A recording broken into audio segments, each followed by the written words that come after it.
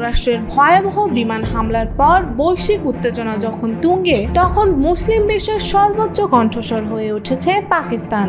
Israeli আগ্রাসনের বিরুদ্ধে কঠোর অবস্থান। ট্রাম্প প্রশাসনের চাপ উপেক্ষা করে ইসলামাবাদ স্পষ্ট জানিয়ে দিয়েছে তারা আছে ইরানের পাশে। রবিবার ভোরে ইরানের ফোর্দো, নাতাঞ্জ এবং ইস্ফাহান এই 3টি পারমাণবিক স্থাপনায় একযোগে হামলা চালায় যুক্তরাষ্ট্র। মুহূর্তেই কেঁপে ওঠে তেহরান। বিস্ফোরণের প্রতিধ্বনি ছড়িয়ে পড়ে পুরো কূটনৈতিক অঙ্গনে। বিশ্বজুড়ে বাড়তে থাকে উদ্বেগ। প্রশ্ন উঠতে থাকে, এই আগ্রাসনের পর মুসলিম দেশগুলোর ভূমিকা কি?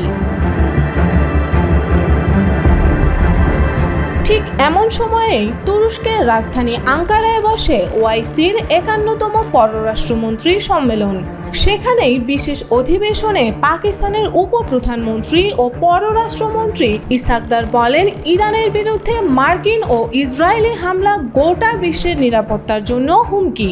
তিনি কড়া ভাষায় সমালোচনা করেন আন্তর্জাতিক সম্প্রদায়ের দ্বিচারিতা এবং ইসরায়েলের দায়মুক্তির সংস্কৃতিকে।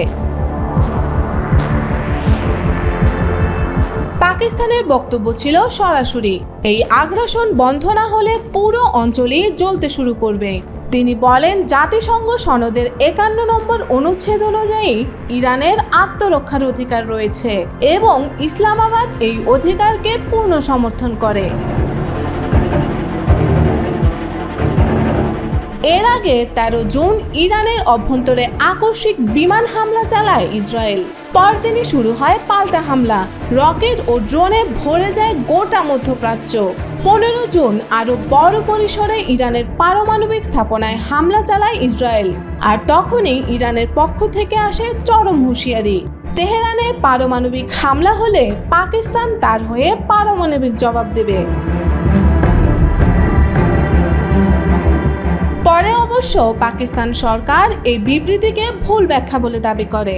কিন্তু পরিস্থিতি আরও জটিল হয়ে পড়ে 17 জুন, যখন মার্কিন প্রেসিডেন্ট ডোনাল্ড ট্রাম্প ডেকে পাঠান পাকিস্তানের সেনাপ্রধানকে। ওয়াশিংটনে এক বিশেষ বৈঠকে তাকে দেওয়া হয় ইরান বিরোধী কৌশলগত উপদেশ, যাতে ইসলামাবাদ পুরোপুরি তেহরানের ঘরানায় না যায়। বিশ্লেষকদের মতে এটি ছিল ট্রাম্পের একটি স্ট্র্যাটেজিক চেস মুভ, দক্ষিণ এশিয়ার কৌশলগত ভারসাম্য নষ্ট করার উদ্দেশ্যে। কিন্তু 18 জুন সেনাপ্রধান দেশে ফিরে আসার পরই ইসলামাবাদ থেকে আসে এক অপ্রত্যাশিত ঘোষণা। ডোনাল্ড ট্রাম্পকে শান্তিতে নোবেল পুরস্কারের জন্য মনোনয়ন দিয়েছে পাকিস্তান। তবে ঠিক এর 2 দিন পর 20 জুন আঙ্কারায় বসে আরব লীগের জরুরি বৈঠক। 47টি মুসলিম দেশের প্রতিনিধিদের সামনে পাকিস্তান স্পষ্ট জানিয়ে দেয় তাদের অবস্থান, যে কোনো পরিস্থিতিতেই ইরানের পাশে থাকবে ইসলামাবাদ।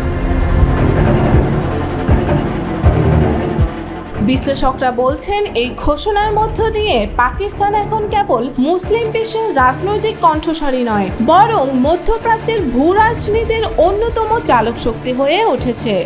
বিশ্বমঞ্চে যুক্তরাষ্ট্রের চাপকে উপেক্ষা করে ইসলামাবাদের এই অবস্থান ভবিষ্যতের কৌশলগত মেরুকরণে বড় প্রভাব পড়তে পারে বলে ধারণা করছেন বিশ্লেষকরা।